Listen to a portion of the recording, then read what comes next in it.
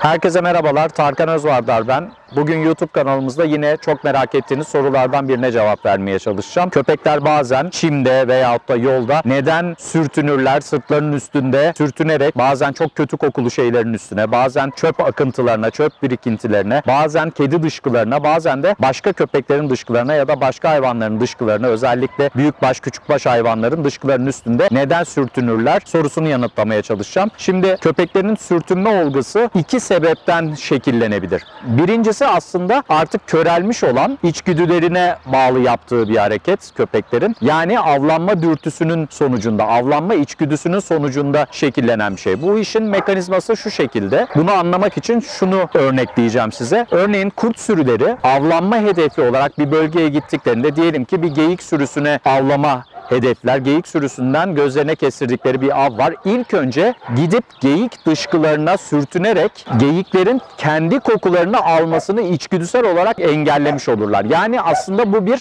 avlanma stratejisidir. Ve günümüzde köpek de kurtla ortak atadan gelen canlı olduğu için buna benzer bir davranış gösterir. Aslında içgüdüsünün dürtülenmesi sonucunda, yani o kokuya ulaştığı zaman avlanma içgüdüsünün dürtülenmesi sonucunda avın kokusuna kendini bulayıp avın kendi kokusunu, yani avcının kokusunu almaması hedefli yapılan bir davranış. Tabii ki günümüzde evcil köpek bunu bilinçsizce şekillendiriyor, bilinçsizce yapıyor ama aslen bu davranışın altında yatan bu içgüdüdür. Yani avın kokusuna bürünerek avcının kendini kamufle etmesi. Aslında işin mantığı kamuflaj mantıklıdır ve köpekler içgüdülerinin o kokuyla birlikte dürtülenmesi sonucu yaparlar. Yani o avın kokusuna bürünerek kendini kamufle etme hedefli olarak bu davranışı gösterirler. Bir diğer sebep de bazen köpeklerin üstüne yapılan spot-on solüsyonlar veyahut da kozmetik ürünlerin üzerlerine sıkılması ya da üzerlerine yine tarama spreylerinin sıkılması ve bu kokulardan hoşlanmaması köpeğin ve bu kokudan kurtulma hedefli olarak da bu tip davranışları şekillendirmesi olasılık dahilinde. Yine parklara gittiği zaman köpekler hemen çimlerin üstünde sürünerek yine ortamın kokusuna bürünerek kendini içgüdüsel olarak kamufle etme dürtülenmesi şekillendirebilirler. Aslında bu sürtünme olayının sebepleri bunlardır. Kötü bir davranış değil. Bazen bizi çok rahatsız edebilir. Örneğin kedi dışkısı ya da bir çöp birikintisinin üstünde ya da kokmuş bir balığın üstünde bir köpeğin yuvarlanması ve felaket bir kokuya bulaşmış olması bizi çok rahatsız edebilir ama bu yapılan masumane bir davranıştır. Köpeğin içgüdüsünün dürtülenmesidir. Köpeği suçlayacağımız bir şey değil.